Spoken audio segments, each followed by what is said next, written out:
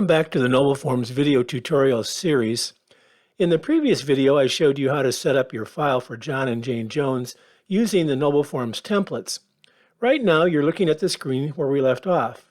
We had created the client interview to gather information necessary to create the estate plan documents. In this video, I'm going to show you how to produce the explanatory material document. This is the first step in creating all the documents for the client's 3-ring binder. Let's talk for a minute about the 3-ring binder, which you can now see on the screen. You will want to have these specially made up with your firm name and logo printed on them. There are tabs that go into the binder. This is a picture of a set of 10 tab dividers that are used in a trust plan. You'd have number 1, the introduction, 2, living trust, 3, pour over will, 4, certification of trust, 5, power of attorney, 6, advanced healthcare directive, 7, asset list, 8, life insurance list, 9, a retirement or IRA pension list, and 10, instructions to the successor trustee. This is a picture of a 5-tab set that would be used for a will plan that would have an introduction. 1 is the introduction, 2 is the will, 3 is power of attorney, 4 is advanced directive, and 5 would be instructions to personal representative. The explanatory material document will produce the title page, the receipt for the binder to be signed by the client when they pick up their binder after it's been scanned, the bill, introductory material for tab 1, and other pages for each of the other 9 tabs. You've already started the first app, the client interview. Now you have to add another app. I would suggest at this point that you get a 3-ring binder out for the documents and insert the 10 tab dividers in the binder. This new app is for funding, fees, and explanatory material. To do that, you click on the Select App tab and pick Funding, Fees, and Explanatory Material. That's going to add the app now. Now the app is running on your screen, and if you click for Documents, you can see which documents are available in this app to be produced. It does include the explanatory material, which is the document that we're trying to produce right now. But also see that you could check fee agreement and joint representation agreement. You could check this trust spreadsheet, or you could check the trust funding documents. Those are documents that we're going to produce later in another video. So let's just kind of scroll down the screen here and see what questions are being asked for the explanatory material. I've checked explanatory material. So when I check it, you see different questions are asked depending on what document is being produced. Here, and some of these are already sort of checked because I've already gone through this and done this, but you see this would probably be blank, and you've got to talk about what kind of trust you're doing. This is a joint trust. It's not a 2-trust plan, so we'd select joint trust. Now the client information should look familiar because that's the information that we already received in the client interview. Similarly, the information on the children and other important people. All this stuff is here. There is a special category here for explanatory material. So the only question is this explanatory material going to be for a trust plan or a will plan?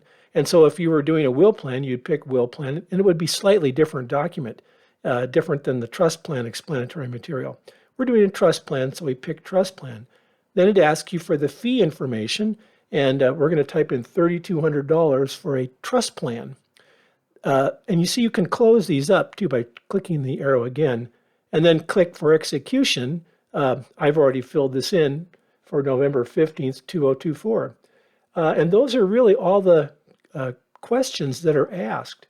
So at this point, you could either say, if you click finish later, it would save all your answers. You could come back and load it up again, or create documents. So if I were going to load it, so let's just go ahead and create the document and see what happens.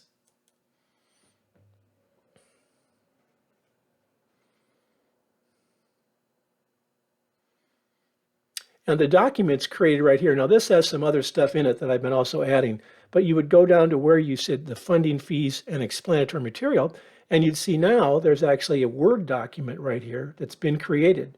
So if you click on it, you can save it on your file. Well, of course you would do, you'd save it under your file. And, I'll give you an example here of kind of how I save these documents.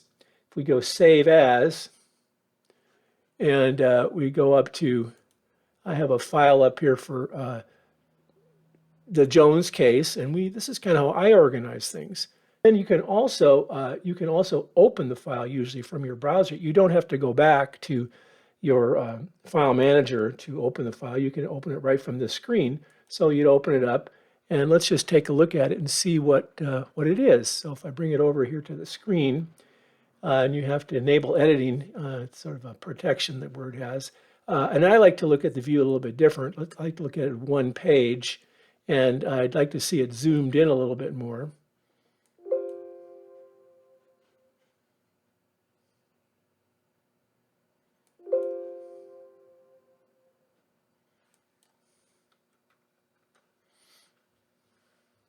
So look at this.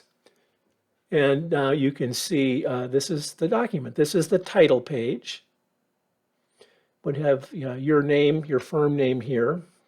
And now these are, I would recommend that you buy pre-punch, 3-hole punch paper. You can get it at Office Depot by the case and have it and print on that type of paper, because then you can just insert it right in your 3-ring binder. So this page would go at the beginning of the 3-ring.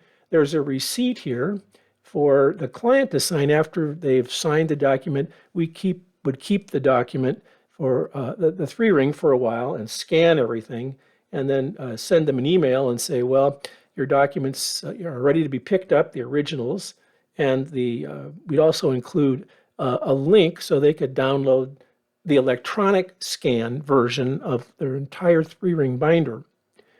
There'd be a letter, this is the bill, on your letterhead, and there'd also be a letter to the client telling them that they should come back in a year to have it reviewed.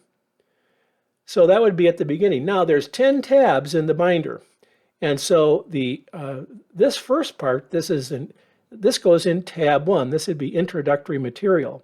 And there is a table of contents to this material. The material is 13 pages long. So you would just kind of take this out of the printer and just get all this material, and you would stick this behind tab 1 in the binder. Start assembling the binder. So you go through that and you'd stick this behind tab 1. And then when you get to here, now you see this piece, this page in this document.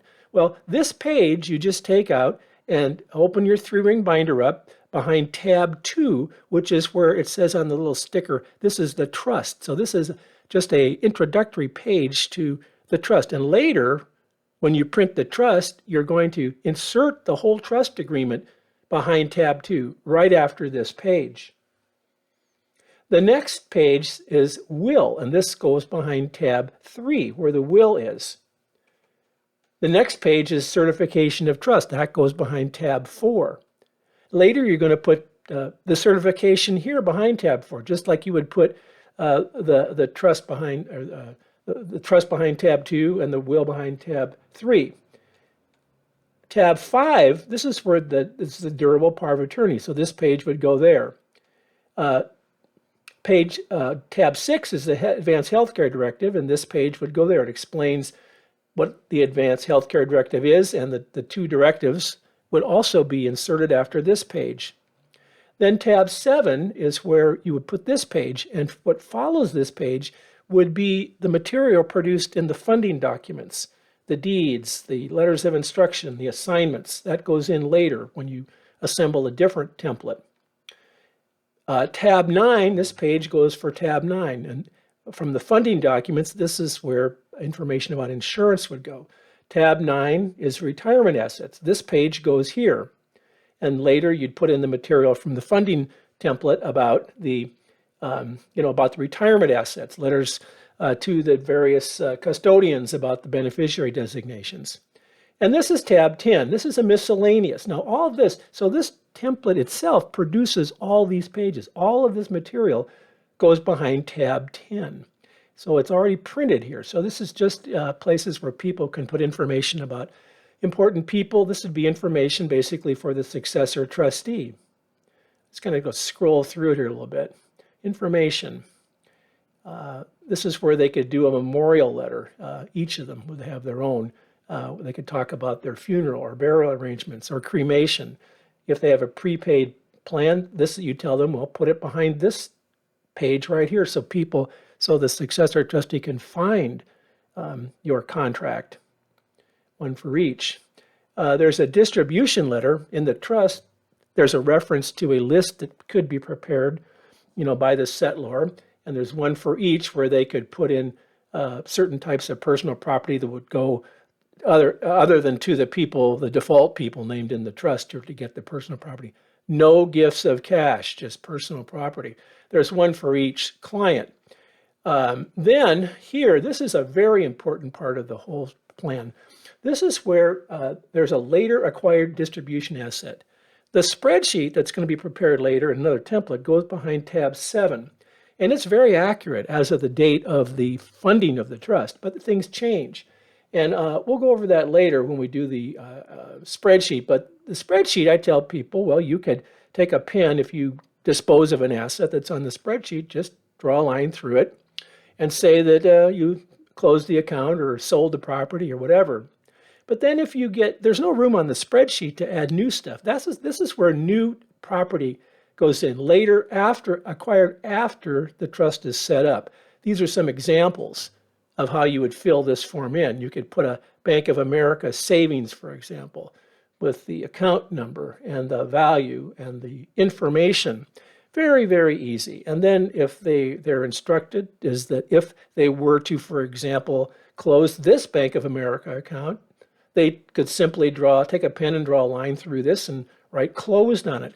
The idea being that the successor trustee, when looking at the spreadsheet behind tab 7, and this later acquired asset list, is going to know exactly what the client owned when they died, and have information about those assets so that a date of death spreadsheet can be prepared later after the client has died. Then there's a few more things in tab 10. There's some places where they can provide information about virtual assets, such as online accounts or social media or passwords for hardware. And there's a page for each of the two spouses to fill in that information. And so basically, that's kind of what the explanatory material does. And so this would all get inserted in the binder. So you've got your binder set up ready. And so the next thing that would be done would be the preparation of the trust agreement. And that will be the subject of the next video.